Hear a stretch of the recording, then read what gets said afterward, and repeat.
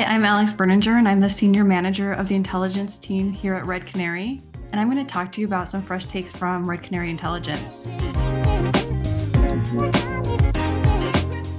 So the first hot take is your industry mostly doesn't matter. And this is coming from research in our 2024 threat detection report. So a core tenet of threat intelligence has always been this idea that different threats affect different industries. And to some extent, that will always be true. A state-sponsored threat actor, for example, isn't going to go after a small to mid retail business. There have also been examples of ransomware groups that show a preference for certain industries because they know that those industries will pay. Like Conti going after hospitals, for example, or Black Basta going after utility companies. But in fact, our researchers combed through the data and found that an organization's industry is not a key factor in determining the level or nature of risk they face. Our researchers looked through all of our detection data and really started to gather a couple metrics. First, the detection volume, second, threat prevalence, and third, technique prevalence. And after looking at all of this data, they found that an organization's industry alone is rarely the key factor in differentiating the threats they face. And this is largely because the analysis of technique abuse across industries shows that adversaries are likely to leverage the same small set of 10 to 20 techniques against organizations, regardless of their industries. So really the majority of threats that we detect are opportunistic.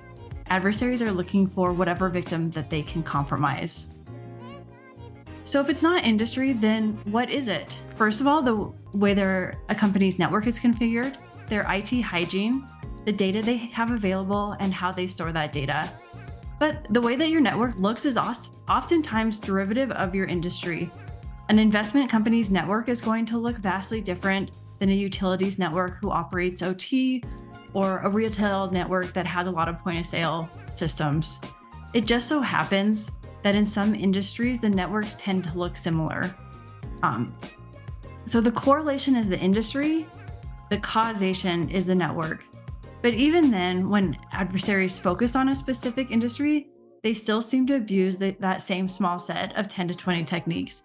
So from an intelligence perspective, what does this all mean? It means that we need to move from thinking about, here's the threats to your company in this industry, to here's the threats to a business that operates mostly Windows machines with 10% of Macs. They use this cloud infrastructure and these SaaS applications.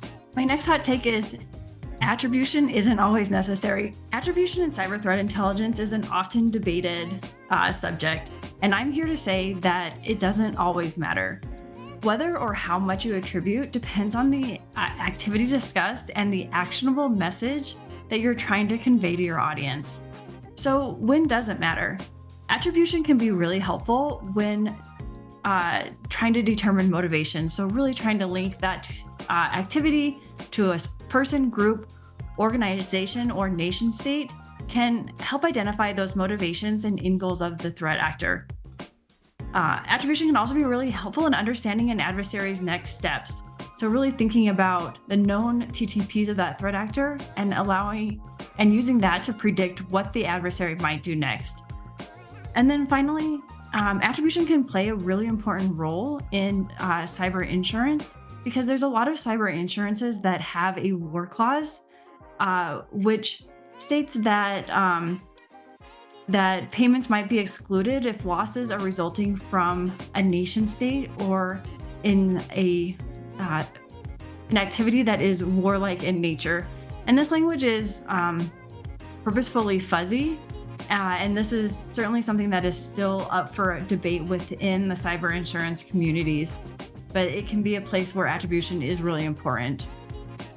However, attribution is not always necessary to convey the actionable intelligence that organizations need to know to guard against threat activity. And in fact, a strict requirement to attribute threat activity prior to reporting can delay sharing detectable activity. And so this is really one of those places where attribution may not matter that much because it can slow down this production cycle, and eliminating that requirement to attribute threat activity allows analysts to get the actionable information out as quick as possible.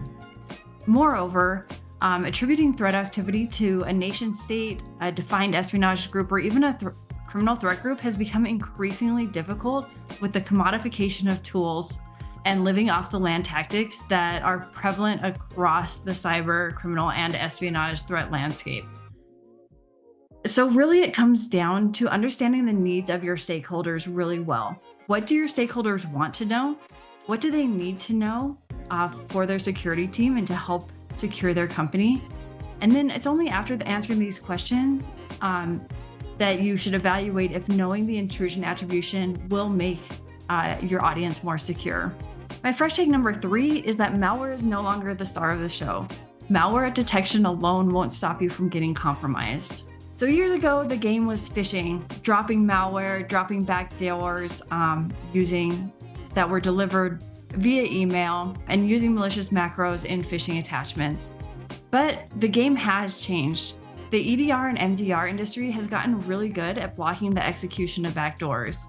And at the same time, customers have gotten better at complex passwords and utilizing MFA. And finally, phishing has just gotten harder with the loss of macros. At the same time, the enterprise network landscape has also changed. There's been an explosion in SaaS applications, which means that the web-facing attack surface of enterprises has increased. So there's more avenues for aggression. Additionally, with the increase in remote work, it means that there's also more remote access, which also opens new opportunities to adversaries and really increasing those avenues for aggression.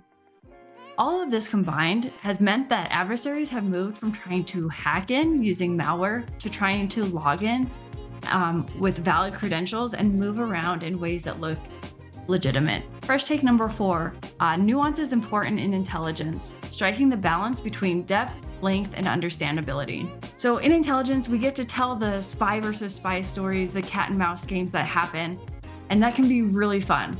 But even the most fascinating story is reaching an audience member that is pressed for time. And so it's really important that Intel producers think about the 3 C's of intelligence: clarity, concreteness, and concision. Clarity really refers to how readable, useful, and clear the article is. As an example, I often see ransomware being discussed in a really confusing way. For example, when you're mentioning a specific ransomware, are you talking about the adversary that created the ransomware, an affiliate whom is using it, or the actual ransomware malware? It's a mistake to think that oversimplifying equates to better understanding. Instead, intelligence analysts need to be their reader's advocate by providing the clarity needed for them to take action on that intelligence.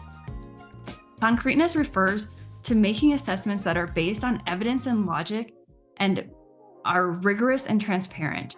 State what you know, what you don't know, and what you are assessing, and why are you assessing it that way. Intel products shouldn't be a mystery that the reader has to solve. And finally, concision. And this really gets back to that first point that I made, that all of our readers are really busy and pressed for time.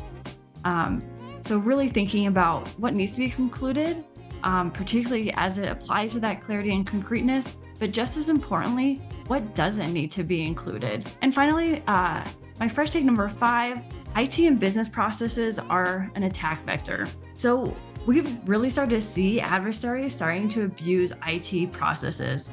They're starting to map out these different IT and business processes, looking at how can I fake being an employee at my target organization?